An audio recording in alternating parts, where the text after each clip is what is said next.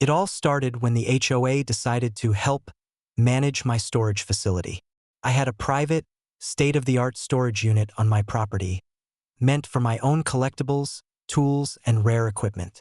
Nothing fancy to look at from the outside, just solid metal doors and a keypad entry. But inside, it was organized like a mini-museum. Climate-controlled sections, top-notch security cameras, and inventory meticulously logged. Only I knew the codes and the schedule for maintenance. But one morning, I received an email from the HOA titled, "Facility Access for Members, Open Use Policy."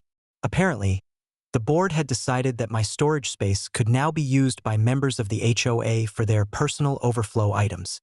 They claimed it was community sharing and mutually beneficial, but they never asked me. Worse, they posted notices all over the neighborhood that a storage auction would be held at the end of the month for any items left inside.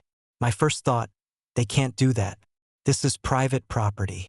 But they had no concept of ownership or authority. They just acted like the HOA ruled every inch of land around here. For a week, HOA members were dropping in.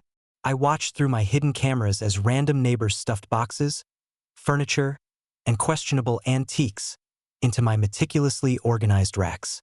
Some left trash. Some left items that were actually dangerous chemicals. Seriously, who stores old paint thinners next to a valuable coin collection? I wasn't about to risk confrontation because if there's one thing HOA Karens do, it's escalate. Then the day of the auction arrived.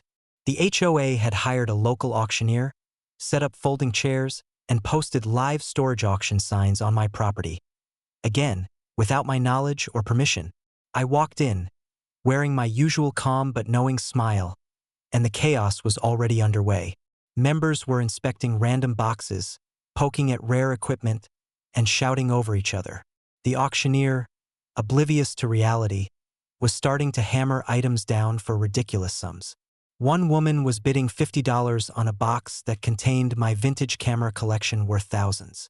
Another man snatched up a crate of electronics thinking he scored a deal, not realizing it contained prototype equipment I'd been developing. And then I revealed my ace. I had anticipated this very scenario and had set up a live feed system weeks prior. The auction was being broadcast on a secure stream, and anyone attempting to buy something was now on camera and fully logged. When I walked to the microphone, I calmly addressed the crowd. "Good afternoon. Welcome to my property.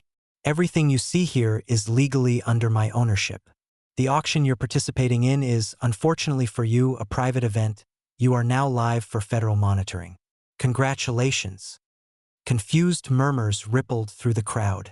The auctioneer's gavel froze mid-air. People began realizing that everything they had bought could not legally be taken home. Some tried to argue, claiming they were just following HOA rules. But the HOA had never had the authority to auction off my private property. I smiled, knowing the cameras had captured every handoff, every transaction attempt, and that the HOA board members were officially on record breaking the law. It didn't stop there. I decided to make the most of their hubris. Using my live feed setup, I allowed select items to be bought in a controlled digital auction for charity, turning what could have been a disaster into a win for the local animal shelter. Not only did it teach the HOA a lesson about overstepping boundaries, but I also maintained control of the truly valuable items. Everything from rare coins to vintage motorcycles remained untouched, behind biometric locks that no HOA Karen could bypass. By the end of the day, the HOA had been humiliated. Emails flooded in from members asking why the auction was void and why the rules had been ignored. I responded politely, "Ownership and authorization still matter, even in a HOA." My storage facility returned to its peaceful state, with only my belongings remaining, untouched and secure. The HOA learned a lesson that day. Just because they can send an email or post a notice doesn't mean they control your property. And as for me, I watched the replay later, sipping coffee, enjoying the spectacle of everyone's egos crashing in real time.